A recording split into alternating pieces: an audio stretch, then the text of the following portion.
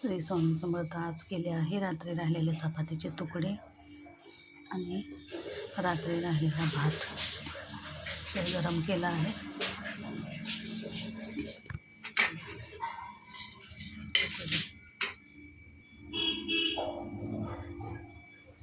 या नाश्त्याला